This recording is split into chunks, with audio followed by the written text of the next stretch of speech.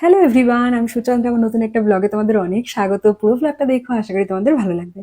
এটা হচ্ছে আমাদের অ্যানিভার্সারির ঠিক পরের দিন সকালবেলায়, মানে পরের দিনের ব্লগ বলতে পারো। আমাদের আর দাকসুদের একটা বেশ কিছুদিন ধরে শর্ট ট্রিপ বা রোড ট্রিপও বলতে পারো করার কথা ছিল, বাট ওই চিনির স্কুলের অ্যানুয়াল ফাংশন, দাকসুর স্কুলের অ্যানুয়াল ফাংশন, এই সমস্ত কিছুর জন্য ডিলে হচ্ছিল। তো আজকে 27 তারিখ ভোরবেলা 3:44 বাজে, 4টের সময় দাক্ষুরা নিচে আসবে। ঘুম থেকে উঠে তিনজনই রেডি হয়ে নিয়েছি। ট্রলি আগের দিনই গুছিয়ে রেখেছিলাম, টুকটাক যা বাকি ছিল সেগুলো সব চেক করে নিয়ে নিয়েছি।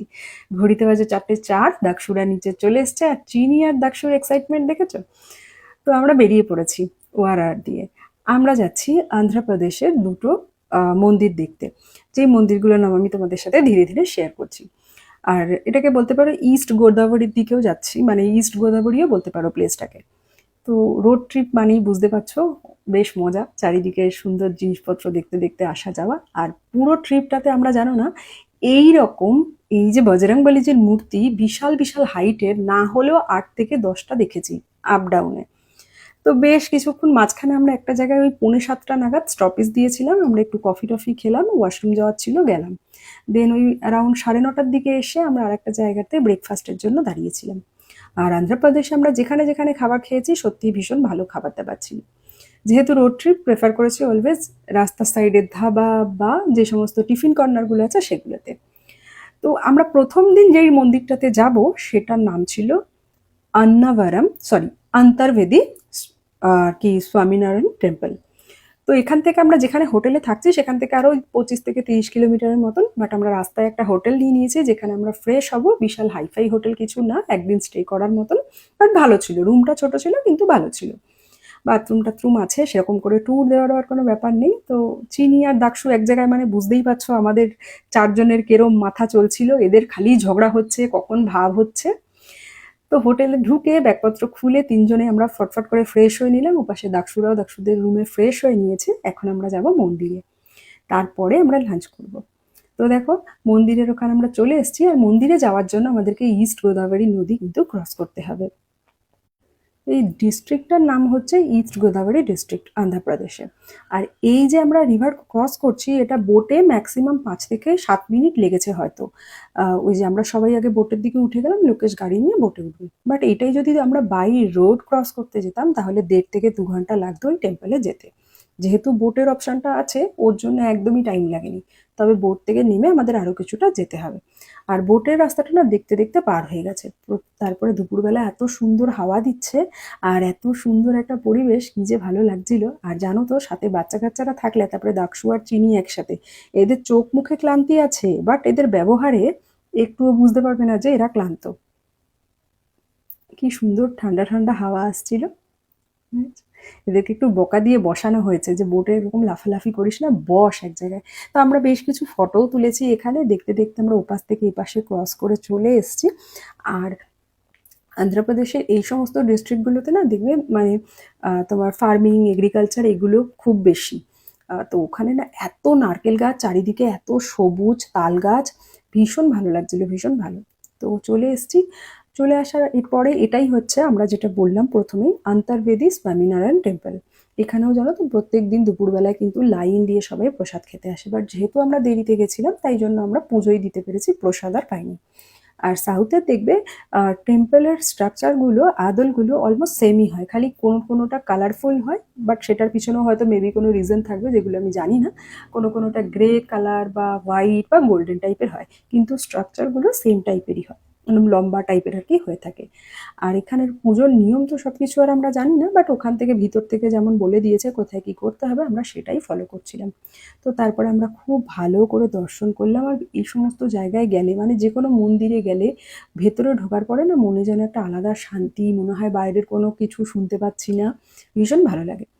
তো ওই নারকেল ফাটানোর জায়গায় গিয়ে আমরা নারকেল ফাটিয়ে পুজো দিলাম। আর তার সাথে সাথে চিনি আর দাকসু এত দৌড়াদৌড়ি করছে না, আমি আর সঙ্গীতা একবার একবার করে পিছন দিকে আগে তাকিয়ে নিচ্ছে ওরা পড়ে না যায়।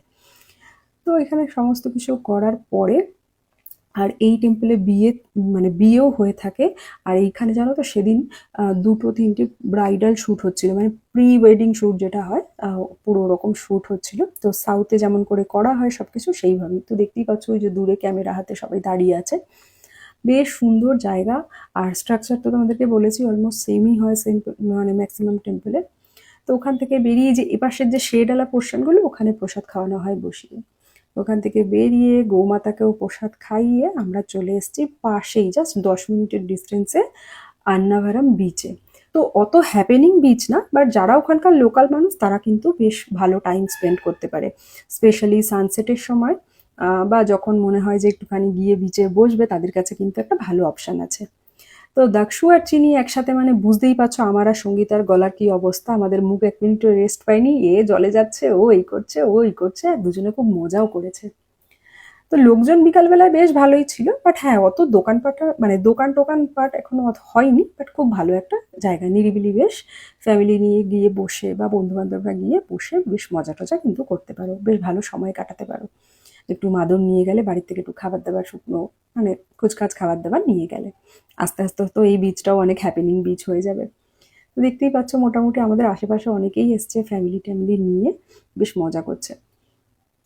দেখো এটা জলে গিয়ে কি মজা পাচ্ছে। আর চিনি যে ড্রেসটা পরে আছে, এই ড্রেসটা জানো তো দাক্ষুরাই চিনিকে চিনির বার্থডেতে দিয়েছে। তো এতদিন তো পরা হয়নি, ভাবলাম যখন ঘুরতে যাচ্ছে নতুন ড্রেস আছেই যখন, নিয়ে যাই। তো তারপরে ওই আর কি, আমি একটু চিনির সাথে হাত ধরে হাঁটাহাঁটি করে নিলাম। আর এই কুর্তিটা আমি 2 বছর আগে পরেছিলাম একবার পুজোর সময়, আর এখন আমি রোগা হওয়ার পরে আবার পরলাম। তো যেহেতু আমাদের এই ট্রিপটাতে 2-3টে মন্দিরে যাওয়ার ছিল, আমি শাড়ি কুর্তি দুটোই ক্যারি করেছি। ওয়েস্টার্ন ড্রেস সেরকম একটা ক্যারি করিনি, তবে এই দিন আমি সাথে করে একটা ড্রেস নিয়ে গেছিলাম, যে যদি মনে হয় মন্দির থেকে বেরিয়ে ড্রেস চেঞ্জ করে বিচে যাবো যাবো। বাট যেহেতু সঙ্গীতার সাথে করে নিয়ে যাইনি, আমি আর চেঞ্জ করিনি, কারণ এটা অড লাগতো না, ও এথনিক পরা আমি ওয়েস্টার্ন পরবো, ওর জন্য খালি বাচ্চা দুটোরই জামা কাপড় চেঞ্জ করানো হয়েছিল মন্দির থেকে বেরোনোর পরে। তো অলমোস্ট এরা জানো তো পুরো ভিজে গেছিল গলা অবধি, এত জল ছেটাছিটি করেছে, বালি এদিক ওদিক করেছে। চিনি তোর জন্য বলেছি মা চশমাটা পরে থাক, চোখের মধ্যে বালি গেলে অবস্থা খারাপ হয়ে যাবে। তো ওই এসে জলের মধ্যে ঘুরবে বলে আমার হাত ধরেছে। তো আমি আর ঘোরাতে পারিনি, কারণ পা দেখবে বালির মধ্যে জল গেলে না, পা এরকম মাঝখান দিয়ে ঢুকে ঢুকে যায় না, তো ও আর ঘুরতে পারিনি। তো খুব খুশি হয়েছে, এত হাওয়া টাওয়া দিচ্ছে, দেখতে পাচ্ছ দাক্ষু বসে পড়েছে। সঙ্গীতাও পাগল হয়ে যাচ্ছে, কাকে সামলাবে, একজনের এদিকে গাড়ি চলে যাচ্ছে জলে, একজন দৌড়াচ্ছে, আর আমিও সামলাচ্ছিলাম। বাট আমি মাঝে মাঝে একটু ভিডিও করেছি, আবার আমি যখন সঙ্গীতাও একটু ভিডিও করে দিয়েছে যখন, আমি আবার তখন দাক্ষু আর চিনির খেয়াল রাখছিলাম যাতে জলের দিকে বেশি না যায়। আর বালি তো বুঝতেই পারছো, একবার ভেজা বালি গায়ে লাগলে না, মানে ছাড়তে চায় না সহসা। তো এই সমস্ত করে টোরে আমরা বেশ কিছুক্ষণ সময় কাটিয়ে, বাচ্চা কাচ্চাগুলোর জামা ভিজে গেছিলো, জামা টামা চেঞ্জ করিয়ে গাড়িতে করে আবার হোটেলের দিকে রওনা দিয়েছি। চিনির ড্রেস ট্রেস চেঞ্জ করিয়েছিলাম, আর যেহেতু দুপুরবেলা ঘুমানো হয়নি, চিনি কিন্তু ঘুমিয়েই পড়েছে গাড়িতে বসে। তারপরে এসে আমরা দেরি না করে, যেহেতু ড্রেস ট্রেস সব চেঞ্জ করাই হয়ে গেছিলো, একবারে ডিনারটা করে, তো যে হোটেলে থেকেছিলাম ওখানে খালি স্টেই করা যায়, খাবার দাবারের ব্যবস্থা নেই। সামনে থেকেই একটা হোটেলে আমরা 6 জন মিলে খাওয়া দাওয়া করে আবার হোটেলে ফিরে এসেছি। এর পরের দিনের ব্লগটা আবার তোমাদের সাথে শেয়ার করব। ততক্ষণে তোমরা এই ব্লগটা দেখো, আর কেমন লাগলো জানিও। আমাদের তো বেশ ভালো লেগেছে ট্রিপটা, আর এই বাচ্চা দুটো কিন্তু খুব বদমাইশি যেমন করেছে, খুব মজাও করেছে।